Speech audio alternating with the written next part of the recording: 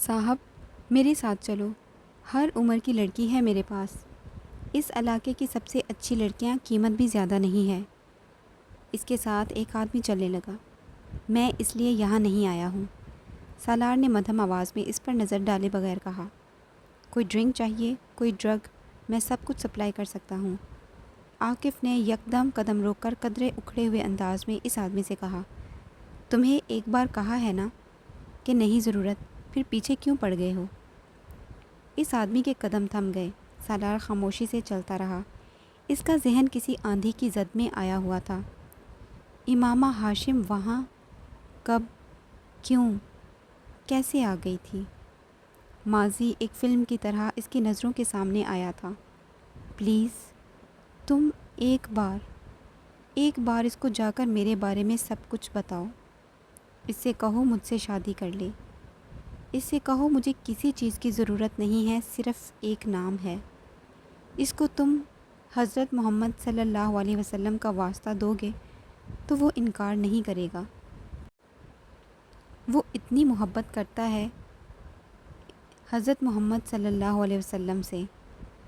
اس نے بہت سال پہلے اپنے بیڈ پر نیم دراز چپس کھاتے ہوئے موبائل فون پر بڑے اطمینان کے ساتھ اس کو بلکتے سنا تھا۔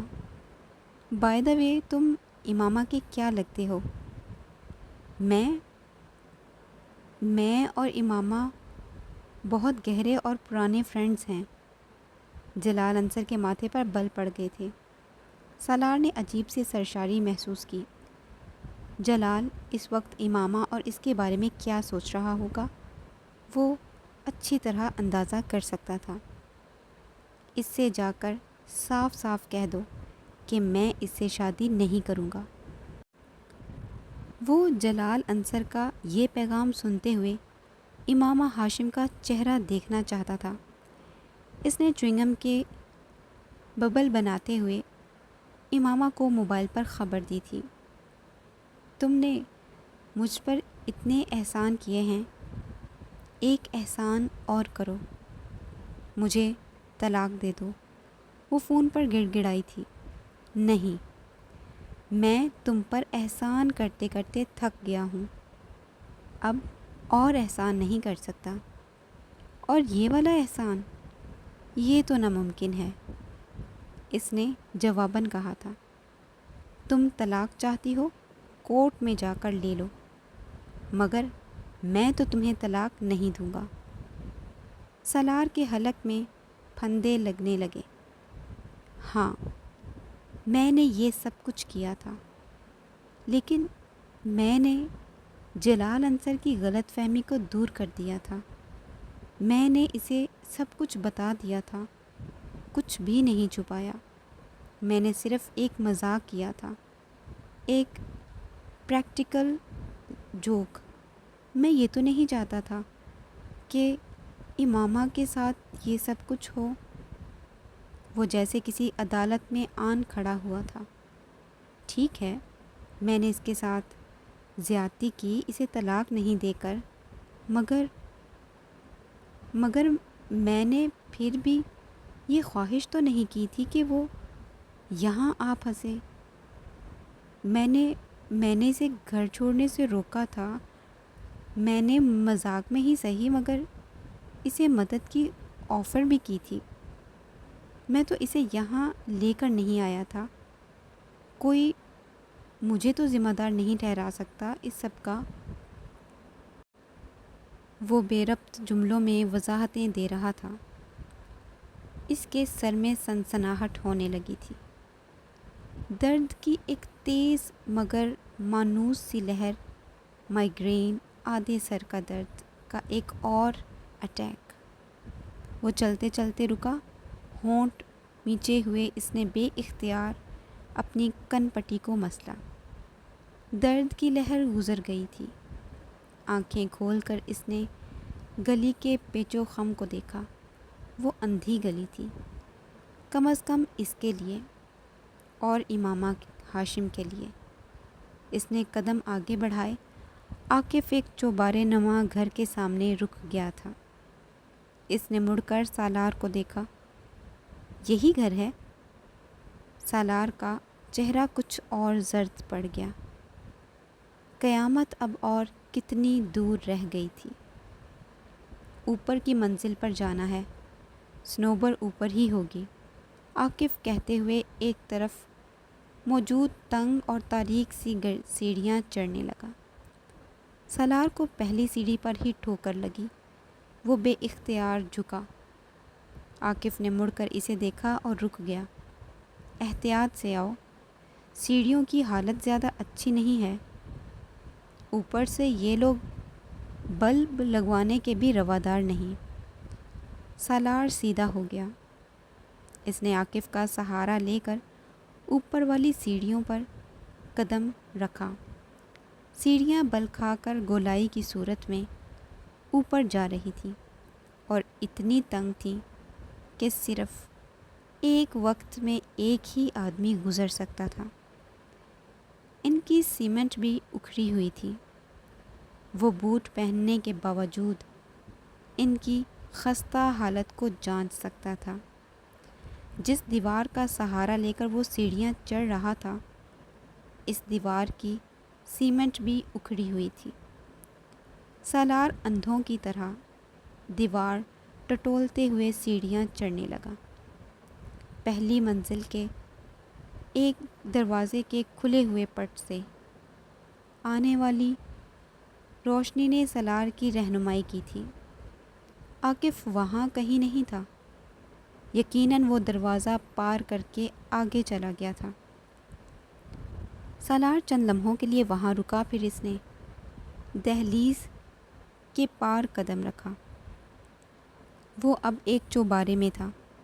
ایک طرف بہت سے کمروں کے دروازے تھے، دوسری طرف نیچے گلی نظر آ رہی تھی۔ برآمدے نما لمبا چوبارہ بالکل خالی تھا۔ تمام کمروں کے دروازے اسے وہاں کھڑے بند ہی لگ رہے تھے۔ عاقف کہاں گیا تھا وہ نہیں جانتا تھا۔ اس نے بہت محتاط انداز میں اپنے قدم آگے بڑھائے، یوں جیسے وہ کسی بھوت بنگلے میں آ گیا تھا۔ ابھی کوئی دروازہ کھلتا اور امامہ ہاشم اس کے سامنے آ کر کھڑی ہو جاتی۔ میرے خدا، میں اس کا سامنا یہاں کیسے کروں گا؟ اس کا دل ڈوبا۔ وہ ان بند دروازوں پر نظر ڈالتے ہوئے چلتا جا رہا تھا۔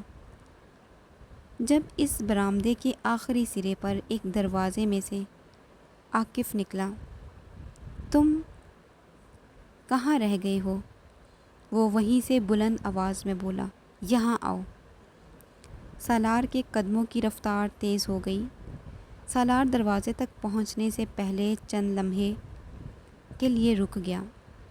وہ اپنے دل کی دھڑکن کی آواز باہر تک سن رہا تھا۔ پھر آنکھیں بند کیے سرد ہاتھوں کی مٹھیاں میچے وہ کمرے میں داخل ہو گیا۔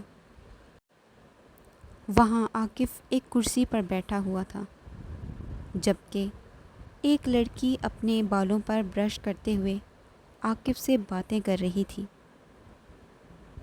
یہ امامہ نہیں ہے، بے اختیار سالار کے منہ سے نکلا۔ ہاں، یہ امامہ نہیں ہے، وہ اندر ہے، آؤ۔ عاقف نے اٹھتے ہوئے ایک اور کمرے کا دروازہ کھولا۔ سالار ہموار قدموں سے اس کے پیچھے گیا۔ عاقف اگلے کمرے کو بھی پار کر گیا اور ایک اور دروازہ کھول کر ایک دوسرے کمرے میں داخل ہو گیا۔ ہیلو سنوبر، سالار نے دور سے عاقف کو کہتے ہوئے سنا۔ اس کا دل اچھل کر حلق میں آ گیا۔ ایک لمحے کے لیے اس کا جی چاہا کہ وہ وہاں سے بھاگ جائے۔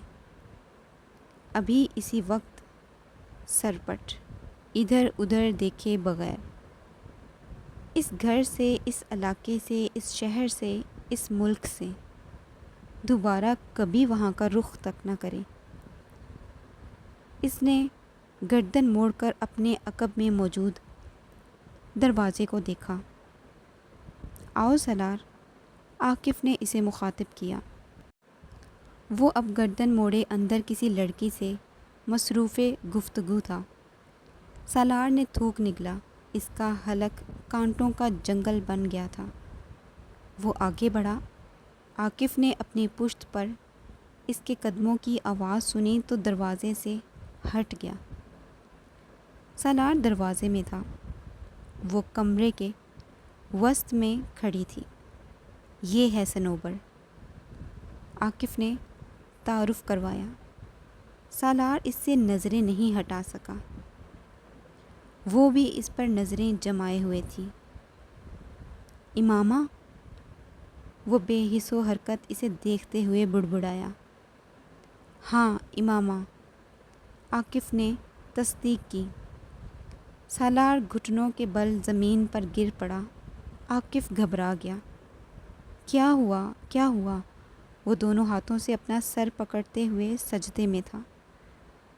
وہ ایک طوائف کے کوٹھے پر سجدے میں گرنے والا پہلا مرد تھا۔ عاقف پنجوں کے بل بیٹھا، اسے کندھے سے پکڑے ہلا رہا تھا۔ سالار سجدے میں بچوں کی طرح رو رہا تھا۔ پانی لاؤں؟ صنوبر گھبراتے ہوئے تیزی سے بیٹھ کے سرہانے پڑے، جگ اور گلاس کی طرف گئی اور گلاس میں لے کر سالار کے پاس آ کر بیٹھ گئی۔ سالار صاحب، آپ پانی پئیں۔ سالار ایک جھٹکے سے اٹھ بیٹھا، یوں جیسے اسے کرنٹ لگا ہو۔ اس کا چہرہ آنسوؤں سے بھیگا ہوا تھا۔ کچھ کہے بغیر اس نے اپنی جینس کی جیب سے والیٹ نکالا اور پاگلوں کی طرح اس میں سے کرنسی نوٹ نکال کر صنوبر کے سامنے رکھتا گیا۔ اس نے والیٹ چند سیکنڈ میں خالی کر دیا تھا۔ اس میں کریڈٹ کارڈز کے علاوہ کچھ بھی نہیں بچا تھا۔ پھر وہ کچھ کہے بغیر اٹھ کھڑا ہوا اور الٹے قدموں دروازے کی دہلیز سے ٹھوکر کھاتا ہوا باہر نکل گیا۔ عاقف ہکا بکا اس کے پیچھے آیا۔ سالار کیا ہوا ہے؟ کہاں جا رہے ہو؟ اس نے سالار کو کندھے سے پکڑ کر روکنے کی کوشش کی۔ سالار وحشت زدہ اس سے اپنے آپ کو چھڑانے لگا۔ چھوڑو مجھے، ہاتھ نہ لگاؤ، مجھے جانے دو۔ وہ بلند آواز میں روتے ہوئے ہذیانی انداز میں چلایا۔ امامہ سے ملنا تھا تمہیں، عاقف نے اسے یاد دلایا۔ یہ امامہ نہیں ہے، یہ نہیں ہے امامہ ہاشم۔ تو ٹھیک ہے، مگر میرے ساتھ جانا ہے تمہیں۔ میں چلا جاؤں گا، مجھے تمہاری ضرورت نہیں۔ وہ الٹے قدموں اپنا کندھا چھڑا کر بھاگتا ہوا کمرے سے نکل گیا۔ عاقف زیر لب کچھ بڑبڑایا، اس کا موڈ آف ہو گیا تھا۔ مڑ کر وہ صنوبر کے کمرے میں گھس گیا، جو ابھی بھی حیرانی سے نوٹوں کے ڈھیر کو دیکھ رہی تھی۔